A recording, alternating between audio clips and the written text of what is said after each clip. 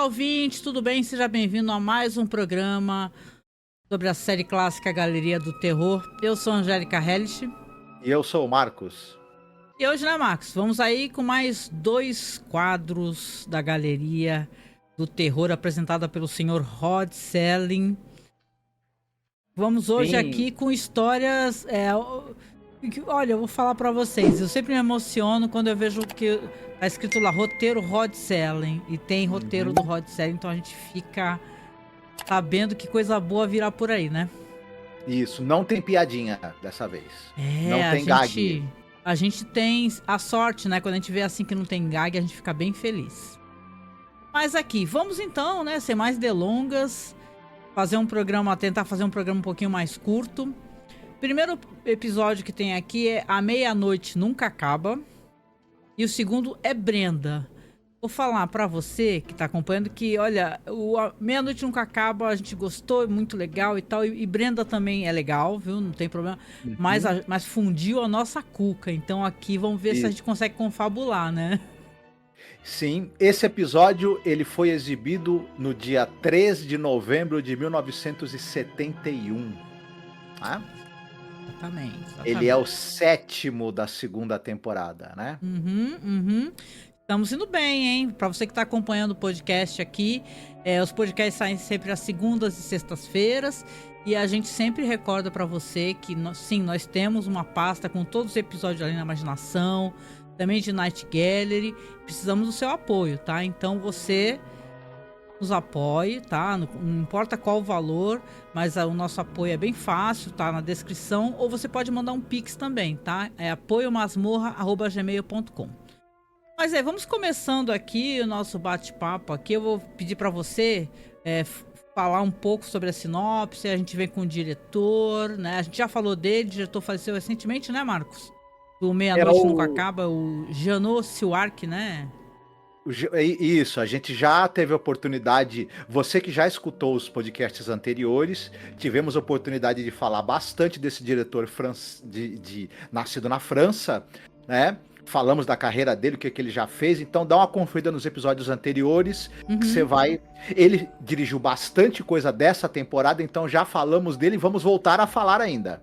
Isso, né? Tem vários episódios dirigidos por ele. Lembrando que ele é diretor, eu vou falar sempre do Em Algum Lugar no Passado, que é um filme maravilhoso, assim, né? E Tubarão 2 também, e outras coisas. Isso, que esse não é muito maravilhoso, mas tudo bem, né?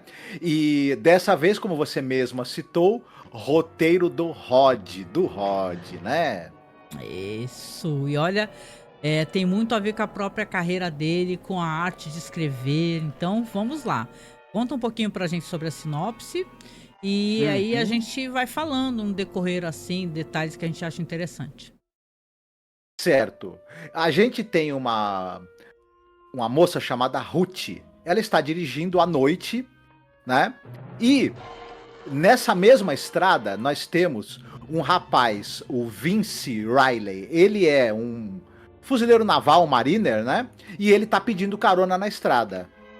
A moça passa por ele, vê que é uma pessoa, né? Um militar pedindo carona e tudo mais. E ela resolve voltar e oferecer carona pra ele. Isso. Eles, né? Até aí, ok. Ela ofereceu carona, estão lá. Ele começa a entabular uma conversa com ela e tudo mais. Aos poucos, nós vamos perceber... Não tem como fazer a sinopse sem entregar alguma coisa. É um episódio que tem algumas reviravoltas, mas as primeiras nós vamos ter que entregar. Até porque, né? são bem de início, assim. Eles mesmos vão chegando a essas constatações, né? Isso. Eles vão chegando à constatação. À medida que as coisas vão acontecendo e a conversa dos dois vai se desenrolando, ele sabe coisas a respeito da Ruth.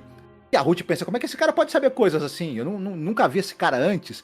Mas ambos, na verdade, têm uma sensação de que já se viram antes. Porém, o Vince sabe coisas da vida da Ruth. E o Vince também mais ainda. Ele começa, na conversa com ela, a antecipar coisas que vão acontecer. E aí? O que está realmente acontecendo aí? A Angélica até, a gente tava assistindo, ela logo falou assim, opa, será que vai rolar uma coisa meio Dia da Marmota aí? Será? Eu até fiquei nessa dúvida, né? Poxa, Uhum. porque fala assim, nossa, será que vai começar por acaso a eles o tempo todo retornar a esse ponto e tal? E a gente vai descobrir que sim, a história é sobre isso, né? Sobre encontros que se repetem com algumas variações, né? Porque aí eles mesmos vão chegando a se falar assim, pô, o seu nome é Ruth, não é? A atriz é a Susan Strasberg aí, né? Uhum. E o cara, que é tá ali no momento de fuzileiro naval, é o Vincent, né? Ela fala assim, eu também lembro de você. Aí ele começa a escrever num papel e fala assim, o que ela ia falar, ele vai e fala em seguida, entendeu? Aí ela fala, nossa, o que que tá acontecendo? Porque eu também realmente tenho a sensação de já ter te visto. Aí ela fala assim, depois eu acho que nós vamos encontrar num diner um cara mal-humorado e tal. E isso mesmo que vai acontecer, né, Marcos? Eles vão encontrar um diner que tá ali já fechado no momento. Só que eles têm aquela sensação de inescapabilidade, né? Eles são obrigados a bater naquela porta fechada, né? Isso. Eles vão bater na porta do restaurante que já está fechado. O cara que é o cara que atende lá, né? É um cara bem ranzinza, bem mal-humorado. Ele vai atender a porta lá reclamando. E aí eles vão falar: pô, serve um café pra gente. O cara, só um café, hein? E ele vai atendendo os dois com muito mau humor. Mas a o Vince, ele continua falando coisas que ele sabe que vão acontecer. Entre elas, o fato de que vai parar um policial na porta do restaurante e o policial vai entrar. E vai se criar toda uma situação de muita tensão. Porque, na verdade, o Vince, ele sabe. De todos, ele é o que tem uma memória mais, digamos assim, completa do que desse ciclo que está se repetindo para eles. E ele sabe que a coisa não acaba bem, não é? Isso. Detalhe, enquanto eles estão ali no restaurante, enquanto começa a ter essa cena de muita tensão envolvendo o policial, porque o Vince, ele começa a ter o policial tá meio desconfiado deles, acha estranho os dois, né? Questiona se os dois não são hippies, né? Coisa interessante, né? Tem um E certo preconceito, né? Vocês são hipsters, vocês estão drogados, algo assim, né? Uhum. E como o Vince tem essa coisa de ficar falando coisas que ainda vão acontecer, de parecer conhecer todo mundo, o policial fica muito, mas muito desconfiado em relação a isso. Ao mesmo tempo, quem tá prestando atenção, a gente começa a perceber que tem de fundo um barulho esquisito, um tac, tac, tac, tac, tac, tac, tac de fundo. O que seria isso, né? E é engraçado que é uma coisa interessante. Esse barulho, ao mesmo tempo que ele serve para deixar a gente nervoso, a insistência, né? A intermitência desse barulhinho de fundo, desse tac-tac, vai contribuindo para a gente ter um clima de tensão e de nervosismo. Ao mesmo tempo, esse barulhinho também vai ter uma outra função na história mais para frente. Isso. Não, e é interessante como as cenas são colocadas, né? Porque parece que eles estão vendo uma coisa acontecer, por exemplo, fala assim, não aconteceu tal coisa que havia acontecido anteriormente. Aí a pessoa vai lá e repete a cena toda. Por exemplo, o xerife ia entrar e a porta estava aberta. Aí eles olham para a porta, está fechada. Aí daqui a pouco eles olham de novo, a porta está aberta. Isso. Então, é realmente uma construção assim que você começa a ligar os pontos, né? Que é como se alguém tivesse elaborando uma cena e tentando fazer aquela cena funcionar de certa maneira. Isso deu certo, isso não, isso ficou deslocado, né? E aqui já entregando o final, porque eu acho que não tem por que esconder, até porque o quadro é mó legal. Quando o quadro aparece, o quadro é o próprio Rod Serling, Uhum. sabe? Na galeria do terror, assim, uma sombra assim do Rod Serling, um homem sentado. E aí você vê assim, caraca, né, meu, a gente até matou, né? Fala assim, eu acho que é alguém escrevendo uma história e tal. Talvez seria o barulho da máquina de escrever. Uhum. Batata, né? Quando a cena que eles começam a confabular e conversar entre si, falar assim, nós não estamos aqui, nós não somos reais e tal. Eles começam, e o xerife teimando que não, e o cara do café também não. Só que quando a cena corta pra esse barulho, e esse barulho vai cada vez aumentando mais, vai reiniciando toda hora, Aí vai ter uma cena onde aparecem duas pessoas. Aparece um cara realmente uma máquina de escrever, né? Que ele pega, tira o papel da máquina e fala, não tá dando certo. E uma mulher conversando com ele, né? Falando assim, ó... mas tu não acertou isso na cena que tu gostaria e tal. Aí ele, eu tô tentando, né? E ela vai e faz um carinho, assim, fala assim, faz uma história de uma mulher que assassina um escritor que não tem tempo pra ela. Né? E aí, claro que quando vai mostrar o cara é justamente o próprio ator, né? Que tá fazendo ali o carona, né? Que é o Robert F. Lyons. E a mulher, sim, é a própria Susan Strasberg, né? Que faz a Ruth, né? No episódio. Então, é um episódio que é legal a gente até poder falar sobre isso. É sobre a escrita. Isso. Né? É sobre escrever, a arte de escrever. Isso, e no caso, um cara que é um escritor, que ele é um escritor, como é que eu vou dizer, inexperiente, e é um escritor que é pouco confiante. Então isso. Ele tem que ficar reescrevendo a história trocentas vezes para ver se ela funciona. E os personagens são como se fossem obrigados a repetir variações daquilo para sempre, né? Até o dia que o cara achar que aquela cena, né, que aquela história tá funcionando, que tá boa. Né? E isso é muito interessante. Discute o processo, né, do escritor. E ao mesmo tempo imagina a angústia dos personagens de um escritor que precisa ficar refazendo aquilo 1000 vezes, né? Então é bem interessante, coisa que a gente... E é engraçado, mas você vê como o Rod Serling, quando é ele escrevendo a coisa... Como a gente tinha comentado, o som da máquina de escrever, aquele efeito sonoro, ele serve para... vamos dizer, alimenta a nossa atenção, ao mesmo tempo vai ser a grande revelação, o plot twist da história, ao mesmo tempo os diálogos, a interação entre os personagens, a maneira como esse mistério vai ser revelado aos poucos e a angústia que ela causa nos personagens, os diálogos são bem construídos, as personalidades são bem definidas e consegue construir uma verdadeira angústia para nós que estamos acompanhando esse desespero deles de terem que repetir em looping aquela cena.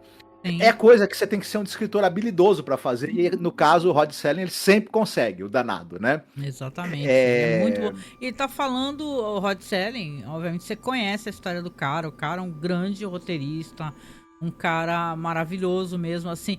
E alguém falar sobre a questão da frustração, sobre a escrita, imaginar uma história onde os personagens estão escutando o cara alterando a história, estão vendo a história se alterar, isso é muito, mas muito legal. Aí a gente lembra dos 6 personagens à procura de uma saída, né? Isso. Por exemplo. A gente lembra daquele episódio lá, da caronista. Ah, é verdade. Que ela dá carona pra morte. Então tem... Na verdade é um tema que é muito caro ao Rod Serling, que ele já explorou anteriormente e acaba sendo muito legal. Só pra gente falar um pouquinho do elenco, na verdade você tem embora de certa maneira o protagonista seja o Robert F. Lyons, ele não é a estrela do episódio. O Robert F. Lyons é um cara que ele teve 50 anos de carreira na televisão. E ele fez, não vou citar tudo, ele fez trocentas mil séries, mas como coadjuvante, ele nunca era digamos assim, o protagonista. Aqui é um dos exemplos onde ele é protagonista de um episódio, mas nas séries que ele fez, normalmente ele não é.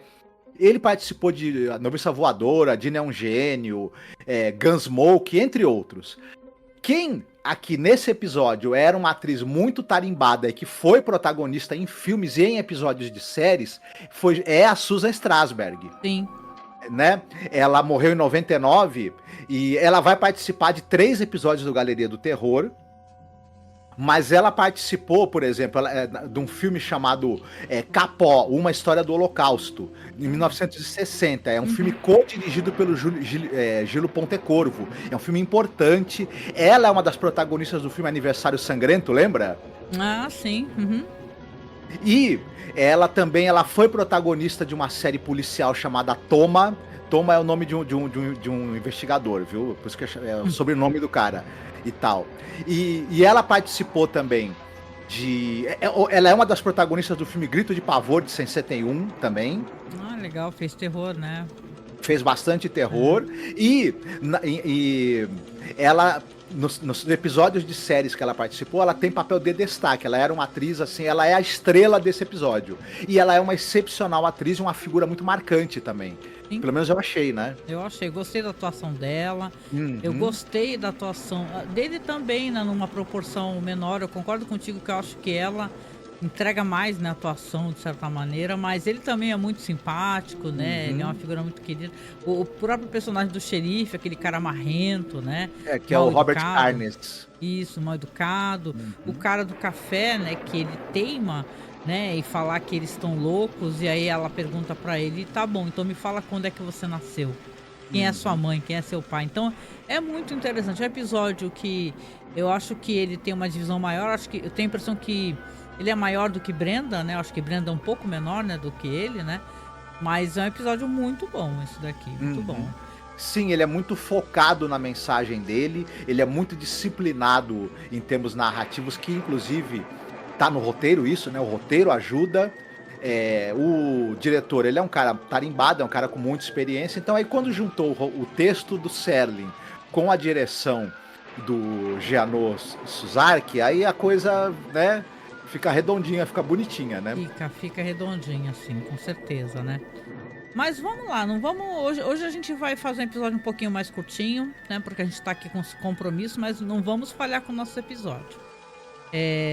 O segundo episódio aqui eu vou comentar com vocês, que é esse que eu fiquei brincando que fundiu nossa cuca, porque a gente já falou dessa escritora, tá? Que é a Margaret Sinclair. Pra você, se você tá escutando os episódios desde o começo, você vai ver que nós tiramos um momento para falar sobre a escritora, a história dela, né? Um pouco sobre ela, Margaret Sinclair, que ela é importantíssima mesmo assim. E esse é um dos contos dela, né? Depois fui dar uma lida no conto. E as pessoas gostam bastante. As pessoas falam que é um dos melhores contos da Margaret Sinclair. E saiu numa dessas revistas Weird Tales, né? Que Uhum. saiu esses contos aí, né? Essa história aqui é chamada Brenda, né? E a gente vai falar um pouco sobre a atriz, etc. Mas é interessante contar um pouco da história, que ela é muito estranha, né? Ele é muito estranho porque eu acho que ela é muito. Ela deixa um pouco a interpretação do espectador. Ela não entrega desfechos facilmente pra gente, né? Aqui a gente vai ter uma menina, tá? Que ela faz é a Laurie Prende, né? O nome dela. Faz a Brenda Alden. Ela tá ali numa floresta, ali numa mata, brincando e tal, e pulando e dando cambalhota e rindo. A menina loira de trancinhas. É ali perto de uma praia, né? Ela olha ali pra praia, ela vê que tem uma menina ali brincando com castelinhos de areia.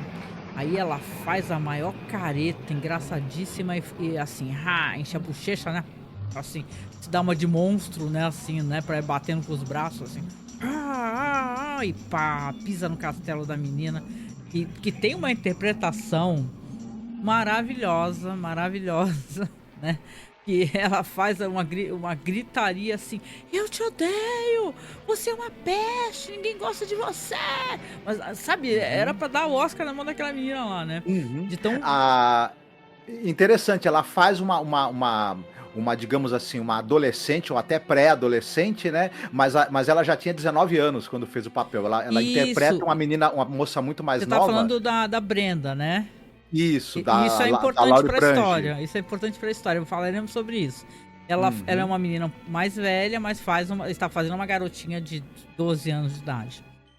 Aí ela vai destrói o castelo, a menina sai chorando. Daqui a pouco aparece o pai dela, né? O pai da Brenda, né? Que destruiu tudo. Falando assim: "Pô, Brenda, eu quero que você faça questão que você peça desculpas ali à filha dos Amsden, né? Que é outra família da ilha. Eles falam várias vezes que só tem 6 famílias na ilha. Porque aqui ninguém quer Uhum. brincar com você, você é uma menina terrível e tal. Eu já falei pra você, ele fala uma metáfora da porta, né? Que na porta você abre a porta pro bem ou pro mal, né? Que no caso a Brenda só tá abrindo pro mal o tempo todo. Ela é uma peste, né? A Brenda, né? É muito interessante esse começo. Você falar, essa menina é uma psicopata. E aí Uhum.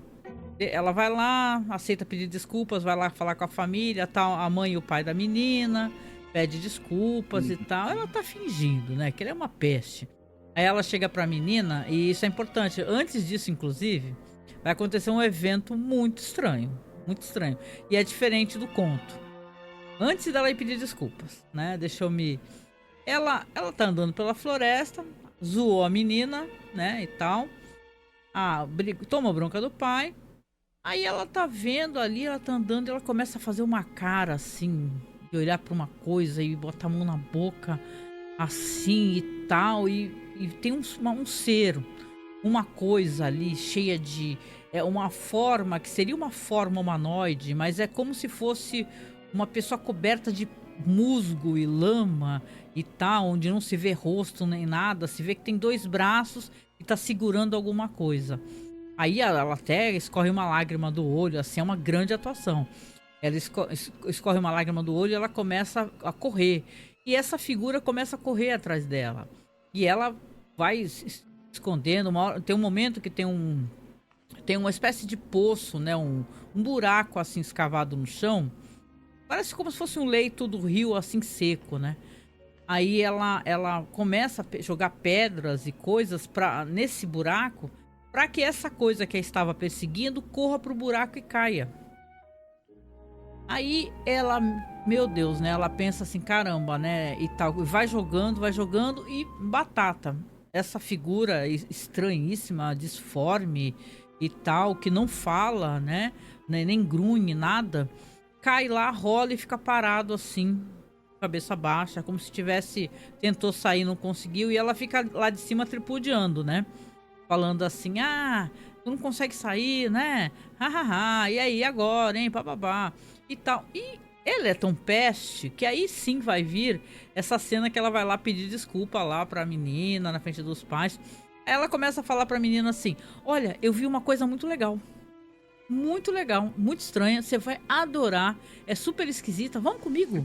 Dá um pulo na floresta. Aí a menina, cara, a menina é gênia, né? Essa da outra família, fala, não quero. Não tô interessada, não importa. Ela fala, poxa vida, caramba, pô, vamos comigo, eu tô tentando, né, fazer as pazes contigo. A menina fala, eu não quero, e vai pro lado da mãe. E a mãe fala assim, olha só, Brenda, ela não quer.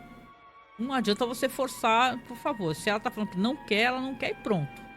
Uhum. É isso, né? Aí, o que acontece, né? A vida segue, a Brenda, a próxima cena é a Brenda tá lá no quarto brincando com as sombras, né? E você escuta o barulho do pai. O que você tá fazendo aí? Para de bagunça, vai dormir. Aí ela faz uma criação, assim, pai se joga na cama e vai dormir como se não tivesse acontecido nada. E ela não tivesse prendido um ser estranhíssimo, ela não comentou nada com ninguém, tal, e foi dormir. No outro dia, né, ela tá lá, né, ela tem vários, você vê mesmo assim que os pais e ela não se entendem, eles têm uma relação que eles talvez não a suportem, né, mas tem um certo distanciamento. E você subentende que aquela menina é uma peste, é uma praga, mas ela também é uma menina solitária, né, porque ela não se dá bem com ninguém, os pais dela não têm paciência com ela, ali é uma casa meio de veraneio, né, as férias bem ou mal estão acabando. Aí, o que a nossa Brenda tem ideia de rato, porque, né, sim, né? Ela fala assim, ela vai lá olhar no buraco, tá lá a figura parada lá no meio do buraco, lá assim, a figura estranhíssima. Parece um monstro do pântano, algo parece assim, um monstro né? do pântano, até falei assim, aí é o Alec, né? Ainda fiquei brincando. E ela fala, e aí, não vai sair daí não? Me responde, fala comigo. E ela se sente ignorada até pelo monstro que ela encontrou, né? E não sei se é pra gente sentir piedade dela ou não, mas nesse momento ela pega ali umas madeiras, algumas coisas, e ela resolve fazer uma espécie de maneira daquele ser, que aquele ser saísse daquele buraco. Aquele ser que no conto a gente vai ver que é um ser fétido, né, inclusive. Aí ela coloca ali uma madeira, 2 madeiras, aí ela começa a chamar ele, né, e fala assim, pode vir, vem chegando. Aí ele vai se aproximando, ela fica com medo, foge de novo. Aí ela pega, né? Quando ele realmente está conseguindo subir, ela sai correndo. Aí você vê que a dona Brenda Peste da Silva, né? E ela liberou um monstro na ilha que ela basicamente não falou nada pra ninguém. Eu tenho ideia, até perguntei pra ti, né? Eu acho que ela ia pegar aquela amiga dela e ia jogar no buraco, né? Junto com o monstro. Mas eu tinha certeza que ela ia fazer isso. Certeza. Aí ela tá lá com os pais, né? Janta com os pais. Aí ela já foi dormir de novo, já foi colocada pra dormir. Aí ela tá lá e ela escuta o telefone tocar e ela vai lá ouvir na escada, lá no alto, assim. Aí a mãe dela tá falando, olha, a pessoal da outra família, né, que eles têm mais intimidade, né? Que é os Epstein, né? É a Bárbara e o Robert, né? Aí fala assim, olha, a Bárbara falou que entrou uma figura na porta dentro da cozinha dela e uma figura estranha, ele ficou desesperado e tal, não fizeram nada e tal, e estão com muito medo, visivelmente, e ela tá em pânico, né, porque ali é uma ilha, né, não é uma cidade, nada, é uma ilha. Aí a menina tá lá, olha para aquilo e tal, aí quando os pais estão dormindo, ela vai lá ver que eles estão dormindo, a danadinha vai e pá, deixa a porta aberta. O que ela quer com isso? Ela vai lá, deixa a porta de entrada aberta e volta pra cama, tranca a porta e tal. Eu vou deixar nesse ponto aqui pra eu não contar a história toda, né? Não narrar a história toda, né? Mas, Brenda, te pergunto o que tu acha até o momento, o que você tem pra falar sobre Brenda, sobre a atriz. Por sinal, a Laurie Prange, que faz a Brenda, ela é famosa por muitos papéis, inclusive a atriz, né, já mais idade, ela fala que ela sempre fez mulheres instáveis, jovens instáveis, e fez papéis na série do Hulk, né? Tem um momento que ela faz até um papel duplo, né? Faz dois personagens diferentes na série, assim, tem várias imagens dela, deve estar passando pra você agora aí, dela na série Hulk, sabe? Aquela do Lou Ferrigno e tal, David Banner e tal. Sim, ela participou do filme A Procura de Mr. Goodbar, que é um filme clássico dos anos 70, né? Um drama clássico dos anos 70 sobre, entre outras coisas, alcoolismo. É um filme importante, ela está no filme. E uma curiosidade, o roteiro é escrito pelo Matthew Howard, a partir do conto, né, da Margaret Sinclair. A Margaret Sinclair, isso. Só que esse Matthew Howard, ele é um pseudônimo. Ah, é? Conte mais sobre isso. Ele era pseudônimo, sabe de quem? Douglas Reis. Esse nome aqui, pra quem não associou, né? Basicamente, um dos melhores diretores de Twilight Zone. Tem episódio dele já na temporada passada. Ele é fantástico, assim, Douglas Reis, você viu esse nome, você sabe que vem bom episódio por aí. Então, e ele, eu não sei exatamente por qual motivo, o Douglas Reis, a gente teve a oportunidade de conversar muito sobre ele, né, e diretor de episódios de Além da Imaginação, como Elegy, The Howling Man, The Eye of the Beholder, Dusty, When the Sky Was Opened, enfim. Muita coisa boa, muita coisa absurdo, boa. Né? Nervous Man na $4 Room, enfim, o cara, um monstro. E aqui ele é o roteirista desse episódio, mas com pseudônimo. Mas isso aí muito estranho, a gente eu não sabia dessa não. A gente lendo sobre o episódio aí, o pessoal entregou que foi ele, na verdade. Né? O responsável. Por que será, né? Deve ter os motivos dele, né? E tal, pra isso. Sim, o diretor, eu também só citando, o episódio é dirigido pelo Allen Eisner. Esse cara, ele é muito ligado àquela série de suspense dos anos 50, Clímax. É famosíssima Clímax. Ele dirigiu 32 episódios da série Clímax. Caraca, pagou as contas mesmo, hein? Isso, fora isso ele também dirigiu bastante coisa do Havaí 5-0, enfim... E entre muitas outras séries. É um diretor bem experiente. E aqui ele tem que trabalhar. Esse é um episódio difícil de dirigir, sabe? É uma história que é difícil de ser contada. Eu acho que ele acaba sendo muito feliz em capturar a performance muito boa da Lauren Prange, né? Ele tem um olhar muito... A câmera acompanha bem a performance e os momentos dramáticos dela. E os momentos dramáticos e os momentos também que ela é uma peste, né? Eu acho que a decisão visual sobre a criatura funcionou dentro digamos, das deixa limitações. Mais fabulesco. né? Eu achei. Uhum. Porque, bom, vamos chegar lá na parte do conto, né? Sobre questão de diferenças visuais, né? Uhum. E que eu acho que as diferenças visuais que são colocadas, não sei se eu posso falar já, né? Acho que sim, né? Pode, pode, Não pode tem sim. problema. Vamos lá então. Porque assim, ela deixou a porta aberta, né? E o monstro vai entrar na casa dela, né? E ela vai lá bonitinha no alto da escada, lá de cima, fica só o urubu servando, né? E tal. E ela vê que o pai tá com uma lanterna, assim, virada pra essa figura que tá parada, que não fala nada, só entrou na casa e tá encarando os pais. E aí a mãe Uhum. tá em choque, desesperada, né? Ele fala assim: olha, liga pra todos os vizinhos, vamos chamar as pessoas para que a Uhum. gente possa, para que eles possam trazer a arma, fazer alguma coisa. E eles têm um Sim. discurso, né, que ele mesmo fala assim: eu nem sei nem se a arma resolve. E isso também tem no conto, não sei se a arma Uhum. resolve. Eu acho que eles também, de maneira intuitiva, veem que aquilo ali não é um ser humano, obviamente, isso fica mais óbvio na série, né?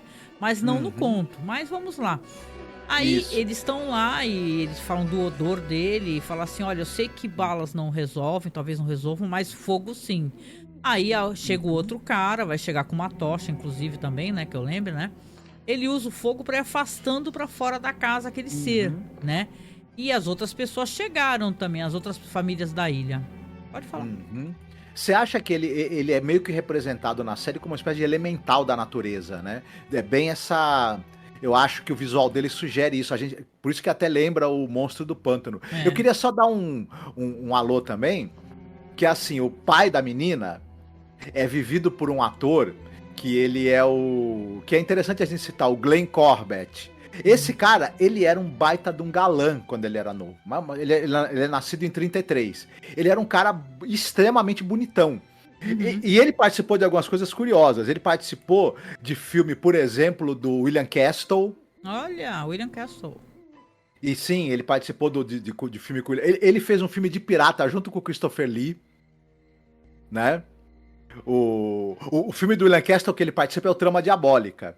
E o filme com o Christopher Lee é Piratas do Rio Sangrento. Mas ele também é conhecido pelo seguinte: ele participou de um famosíssimo episódio de Jornada nas Estrelas, que é o episódio Metamorfoses. Olha, ah. É o segundo, o nono episódio da segunda temporada. E isso tem a ver com o fato de que ele ser um cara muito bonitão quando ele era novo. Por quê?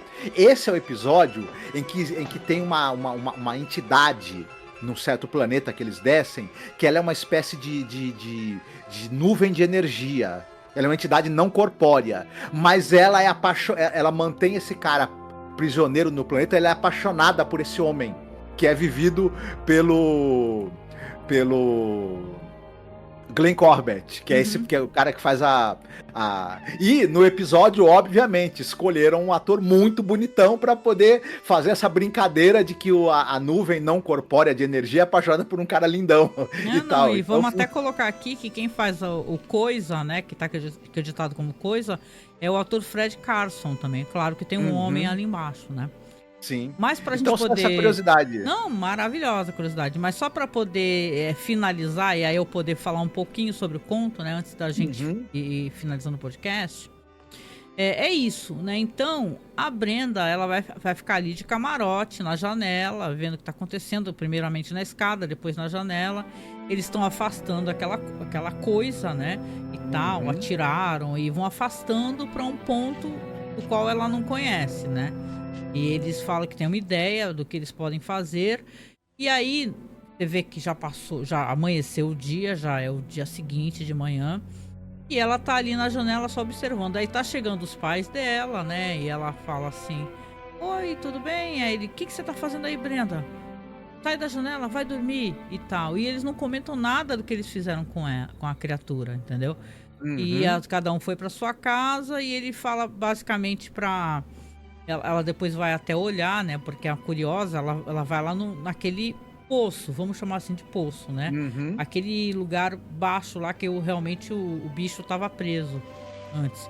E ela vê que as pessoas da ilha colocaram uma formação de pedras, né? Cobrindo assim, quer dizer que naquele meio daquelas pedras, meio piramidal aquela formação, tá aquela coisa lá. E ela fala, começa a chamar e tal, e vê que realmente escuta algo ali no meio daquelas pedras, né?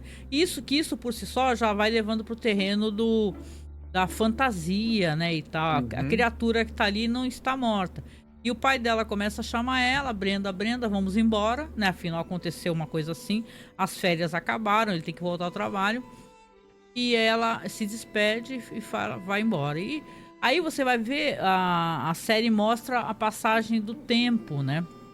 O que a gente entende que é inclusive a passagem dos anos, né?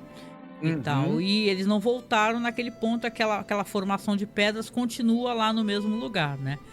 Só que quando a Brenda aparece novamente, ela reaparece, ela aparece uma moça que você vê que ela está uma moça mais madura e tal, já com mais formação assim de mulher, e vai se aproximar ali daquele monte de pedras e vai começar a chamar a criatura. Ei, ei, você tá me escutando? Ei, ei, e tal. E aí, desesperada, né? E acho que ela escuta alguma coisa ali ao fundo. Aí ela fala, ela Uhum. pede perdão, fala que não conseguia voltar. E aí que vai te dar um nó no cérebro no final, que ela começa a falar assim: olha, eu e você, nós dois, vamos renascer juntos. O momento em que você sairá daí vai chegar e fala, eu te amo, chora e tal. O episódio termina assim, com ela falando assim: Uhum. olha, você tá preso aí, mas nós dois renasceremos juntos. E, cara, assim, eu penso assim, pro espectador médio ali, é uma coisa que meio dá um nó no cérebro, né? Porque a Margaret Sinclair faz esse conto, que é muito famoso, né? Que é Brenda também o nome do conto, mas o pessoal fala que é um conto muito abstrato, né? Ele, Uhum. ele é uma ficção, assim, você entende que isso seja uma ficção científica também, né? Afinal, tem coisas ali estranhíssimas, né?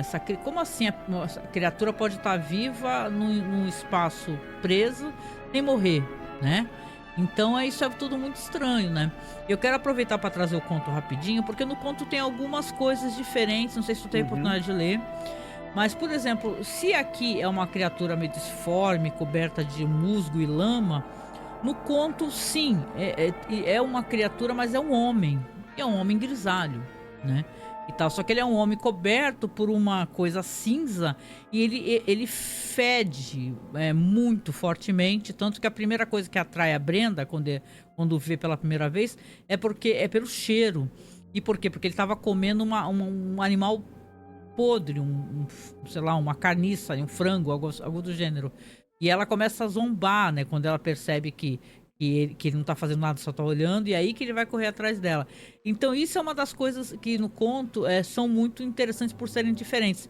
E também é esse espaço de tempo entre a Brenda sair da ilha e ela retornar na ilha. No conto você tem toda uma alteração no comportamento da Brenda. Eu acho isso legal colocar Uhum. isso aqui, né? Porque a Margaret Sinclair colocou ela preencheu essa lacuna.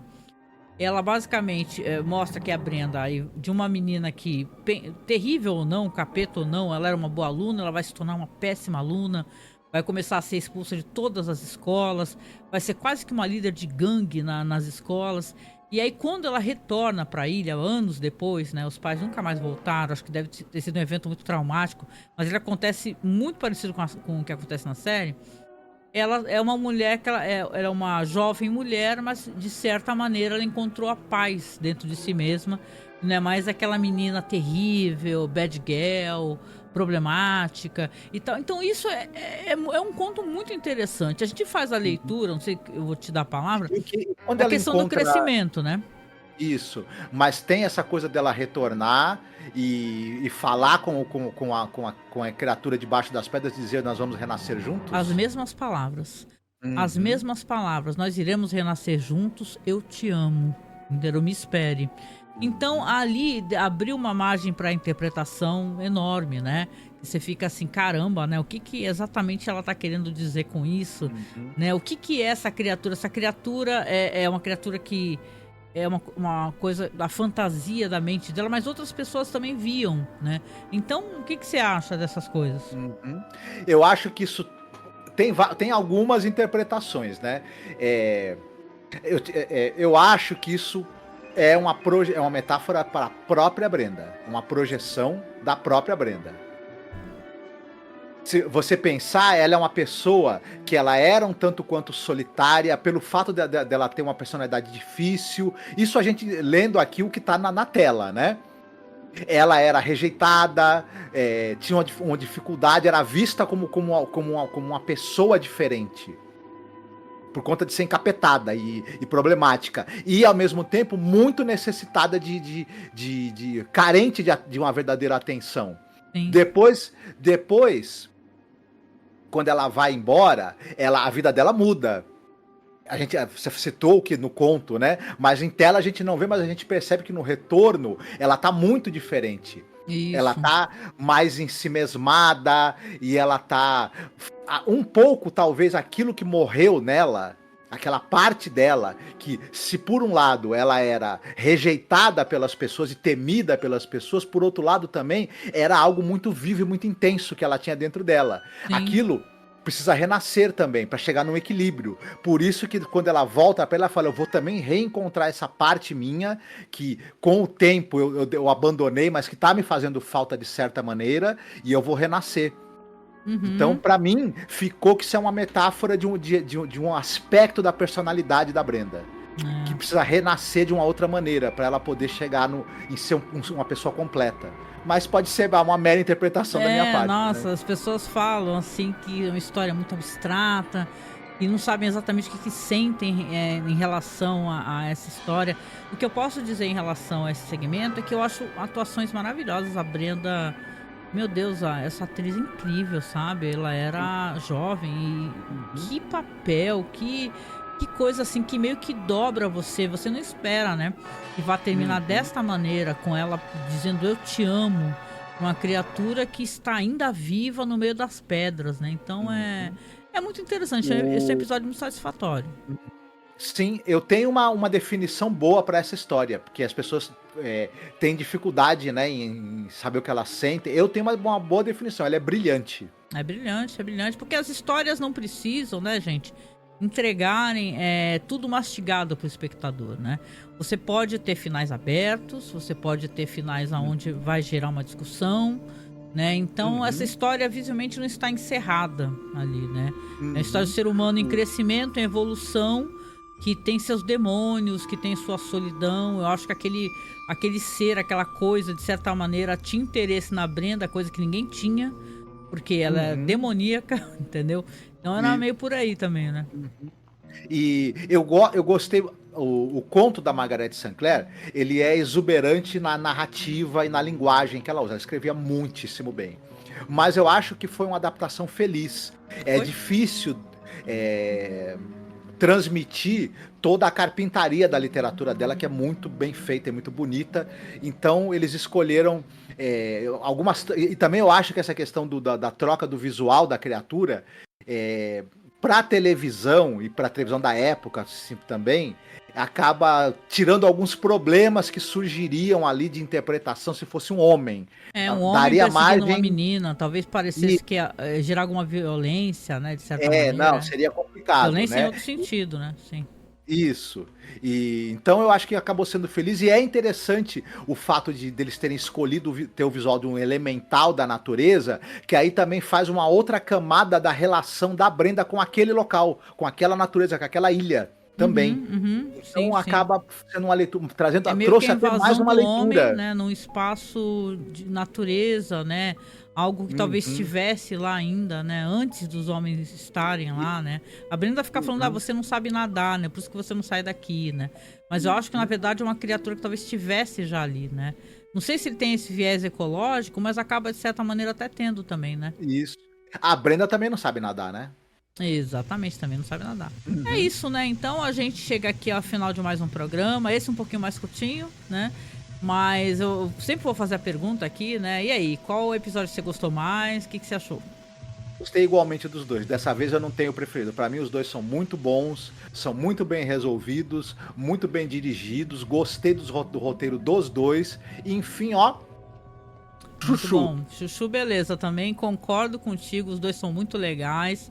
Brenda é um episódio que vai ficar na minha cabeça por muito tempo, gente. Se você não assistiu, né, e tal, vale a pena você assistir, vale a pena ler o conto, porque o conto encontrei num blog em espanhol, por sinal, para poder fazer a leitura. Olha, vale a pena pra caramba. Você vai, acho que conhecer o trabalho da Margaret Sinclair, que já tá aqui a segunda adaptação, né, dela na série. Então, legal poder conhecê-la e quem sabe, né, acessar os outros contos, porque essa mulher era fantástica, viu? Sim, olha, uma coisa que essa temporada me deu, que assim, tanto a Margaret Sinclair quanto o Conrad Aiken, eu vou ler as outras coisas deles. São 2 autores Vale que a eu vou pena. procurar, vou tentar achar para poder ler, porque me impressionaram muito o texto dos 2. Com certeza. E é isso, né? Olha só, chegando no finalzinho aqui, eu, claro, agradeço sua presença aqui, você nos assistir, você nos acompanhar, seja através de podcast só em áudio, ou então aqui no YouTube, como você está vendo em vídeo, né? Tanto aqui no YouTube como no Spotify também. Não deixe de se inscrever nas nossas plataformas, tanto no Spotify como aqui no YouTube. Nós estamos chegando a quase 3 mil inscritos, gente. Então, ajude a gente a chegar nesse patamar, tá? E lembre-se sempre de dar um like, tá, na nossa publicação. E, claro, nos apoiar, tá? Lembrando que o nosso Pix é apoiomasmorra@gmail.com. Gente, todo o valor que a gente arrecada é para tentar manter a nossa pasta, nosso trabalho, nossos projetos no OneDrive, porque agora nós estamos só com o blogzinho gratuito, né? Então não deixe de colaborar com a gente para que tenha mais podcasts e logo mais um episódio de Galeria do Terror para você, tá certo? Fiquem muito bem, cuidem-se. Beijo, se cuide. Tchau.